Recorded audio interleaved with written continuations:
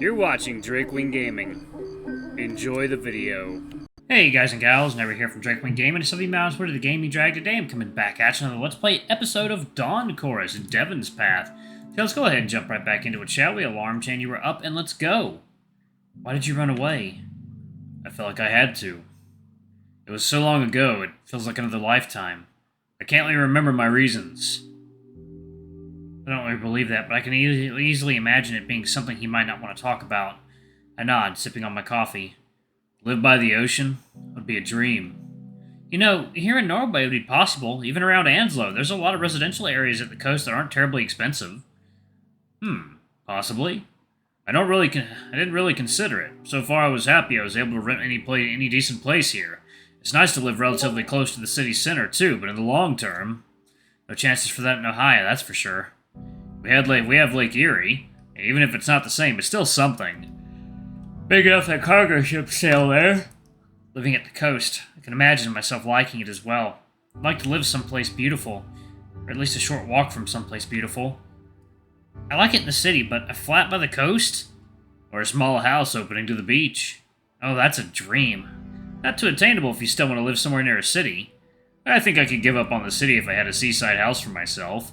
Though, after living my whole life in the middle of nowhere, I appreciate the convenience that goes with living downtown. I'll see how long it takes until I change my mind. For now, I'm enjoying Anslo. What about the move back? To Ohio? Yeah, are you seriously considering it? I haven't given it much thought yet. I like it here. I still don't know if this country could become my home. Still, a cottage near the sea? Could even be a vacation home. I would love it just as much. Rune told me that I'll get used to the sea if I live near it, but can't imagine it. It's different for him since he grew up by the coast. I don't think so either. I like living surrounded by lakes, and I'd be happy to have some wilder ones around. At the table next to ours, a panther and a fox touch each other's paw fondly, soft smiles adorning their faces like blooming flowers. They're both wearing colored shirts, jackets, and beige linen trousers. Maybe they're going to the concert too. Next to me, Devon looks down at the cup between his paws, already empty. Something wrong? I used to public displays of affection, not between men at least. It's nice to see, very much so, makes me feel warm inside. Something tells me it's not the whole story. His reaction definitely doesn't hint at any warm feelings, but I don't think I should press. I can imagine, it's nice. Affirming in a way. Yeah, I didn't see much of it where I lived. Suddenly I remember Devon telling me how his relationship fell apart. Oh, okay. His reaction makes much more sense now. Is it a matter of shyness? I wouldn't guess so. Could he be afraid? Or maybe even it's internalized homophobia? He grew up in a different environment than me. He told me himself that in large part that he moved here to live in a more open and accepting place where he could be himself openly. But what's stopping himself from it might not be external but something inside him. Was he in any danger? Or was he an outcast at the school? Maybe one of his parents caught him with someone and took it badly. Don't you know? Oh, this music's so good.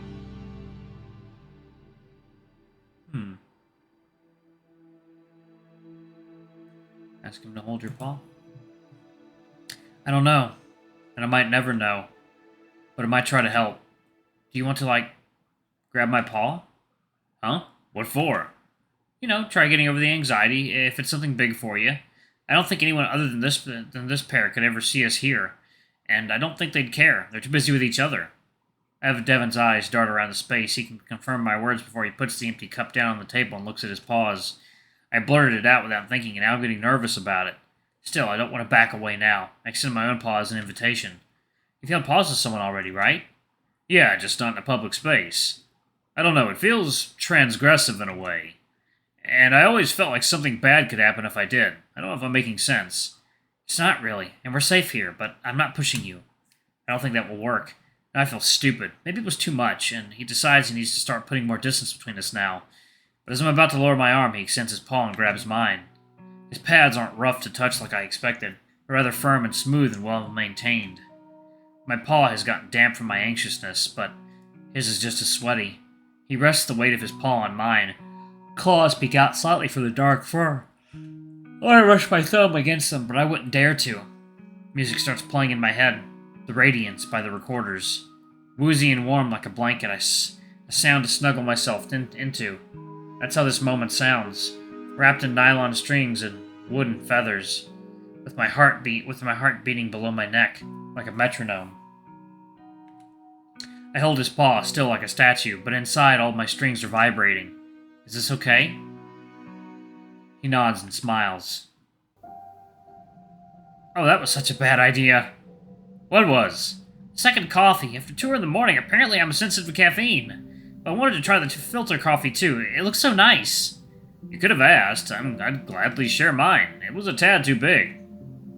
What's wrong, though? Feeling a bit on edge, and my paws are trembling. It should pass in a moment, though. I overcaffeinated myself terribly. I didn't expect the coffee served to be this strong. I tried to smile at Devon through my fidgety misery, but it probably looks like a grimace. If you're feeling unwell, we can sit down somewhat for a while. We don't have much time left of the concert. Better not stop anywhere. Devon stops and looks me in the eyes. Are you sure? The concert isn't that important if you have it. Okay. I'm fine, really, just complaining a bit. Where is the Philharmonic, by the way? There's a short walk away from here, near the shore, at least according to the map.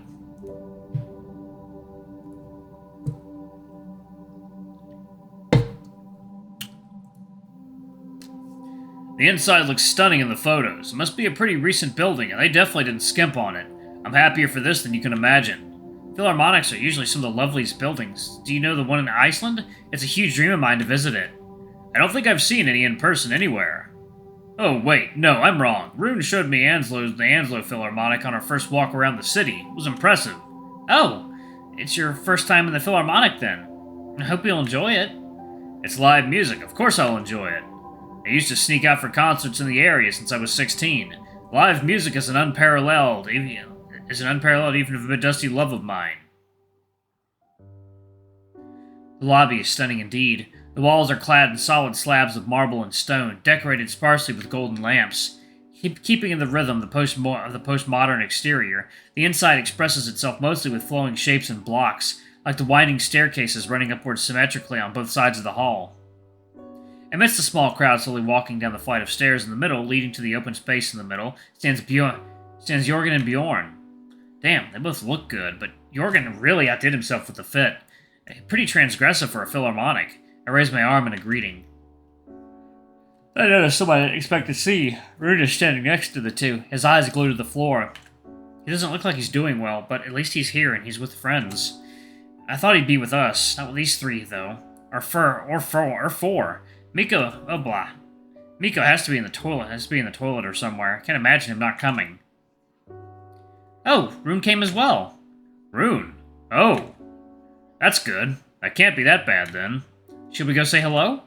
I'll talk with him once we're back. Let's not bother him for now. Better let's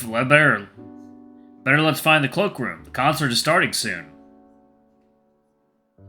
There's a voice singing in me with a timbre of butterflies' wings, going together with Devon for a concert, and not just any, but an occasion like this. What a joy it is to be here together. Coach? Devon? Yes? Could I'd like to document this somehow. It feels like a big evening. Would you mind if I snapped an instant photo of you? You could have it, of course. Oh, I guess it kind of is. Sure, absolutely. I'd love that. I've never had an instant photo taken of me. I like the aesthetic, but nobody around me has one. It seems like they're making a comeback now, though. Where should I stand? Here is fine. There won't be much background visible in the photo anyway. I grab my instant camera from my backpack. It's nearly flat and small enough to fit stacked with my notebooks.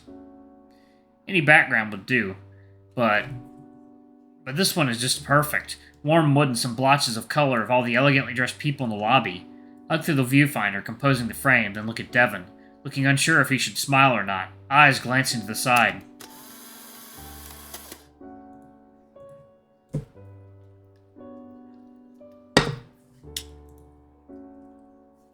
A click of a shutter, maybe the most satisfying sound I know. How does it look? I don't know yet. It takes a few minutes to develop. Now it's just completely white. Ah, I see. Do you want a photo too? Nah, I'm good, thank you. I don't have much film left, and I already have one photo of me from this trip. Let's go to our seats, and I'll check the photo then. It's cozy here, as much as a 700-person hall can be cozy. It feels like friendly, welcoming space, and that's quite a feat for a concert hall. Let's see if I can lower that. Oh. Okay, there we go. We sit down next to each other. The seats are spacious and comfortable, though we share one armrest and our forearms brush against each other before Devon changes his position. It's pretty in here. It is. It looks like a new building. The acoustics must be fantastic. I scanned the room for Mika, Rune, Jorgen, and Bjorn, but I don't think they entered yet.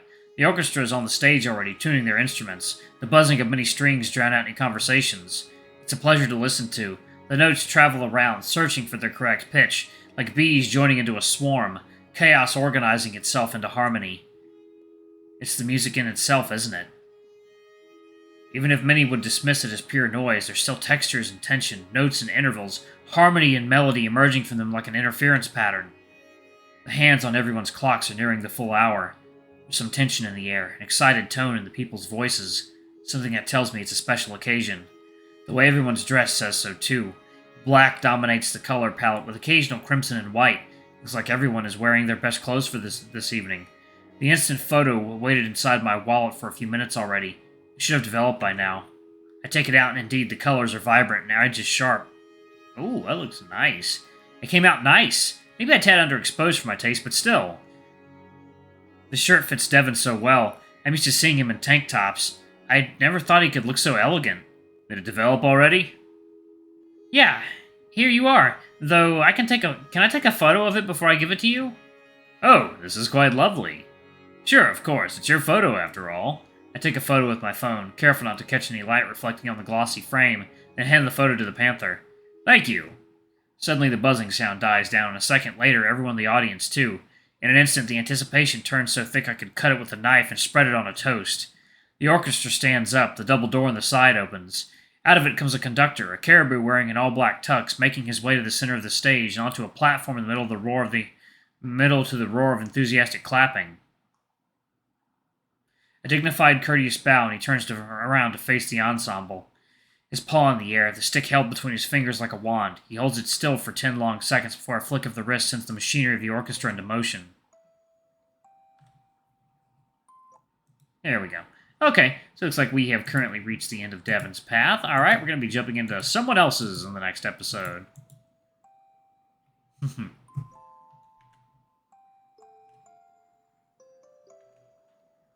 This game is so incredible. I love it. It's pretty damn amazing.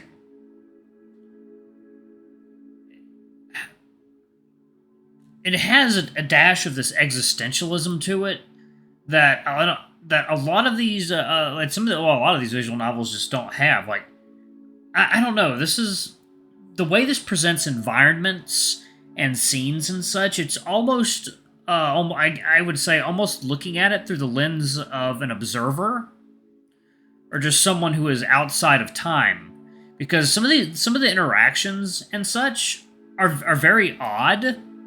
But I don't know. This game has almost a surreal quality to it that I deeply, deeply appreciate.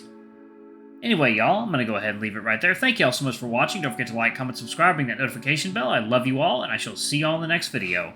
Bye-bye!